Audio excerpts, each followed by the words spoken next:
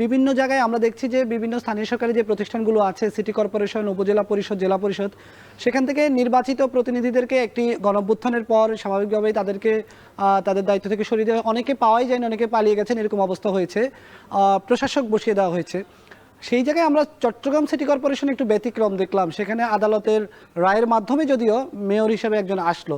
এই বিষয়টা আসলে কিভাবে দেখছেন? এই বিষয়টা এটা অনেকে প্রশ্ন করছেন, কেটে গেল নাকি? অনেকে প্রশ্ন করছেন এটা, কিন্তু আমার মনে হয় চট্টগ্রামের বিষয়টা একটু স্বতন্ত্র। এটা কিন্তু সরকার করেনি, এটা আদালত করেছে বলেই সরকার ওখানে হস্তক্ষেপ করে নাই। বাকিগুলো সরকার করেছেন কি কারণে? কারণ কেউ আছে কেউ নেই, এখানে এই অবস্থার মধ্যে অচলাবস্থা সৃষ্টি হতে পারে। আবার এই অভ্যুত্থানের কারণে এখানে আবার নিজেদের মধ্যে অনেক কোন্দল হতে পারে, দলাদলি হতে পারে, মারপিট হতে পারে, সন্ত্রাস হতে পারে। এইসব বিষয় লক্ষ্য রেখেই এক ধরনের প্রশাসনিক সুবিধার্থে এবং গোলযোগ থামানোর জন্যই কিন্তু বোধহয় এই ব্যবস্থাটা নেওয়া হয়েছে। এটা একটা অন্তর্বর্তীকালীন ব্যবস্থা, নিশ্চয়ই এটা তারাও কিন্তু ইলেকশনের কথা ভাববেন, এবং যারা স্থানীয়ভাবে আছেন তারাও কিন্তু নির্বাচনের কোনো বিকল্প নাই, এটার কথা ভাববেন বলে আমার বিশ্বাস। তবে আমি একটা কথা বলতে চাই, কথাটা বোধহয় একটু অপ্রিয় হতে যাচ্ছে, সেটা হচ্ছে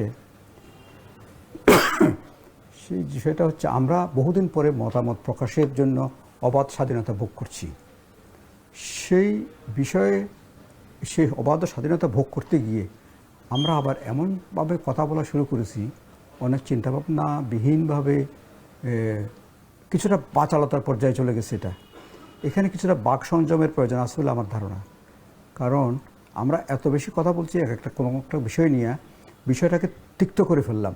আরেকটা হচ্ছে বিষয়টাকে রেশনালি চিন্তা করার অবকাশ দেওয়া যাচ্ছে না।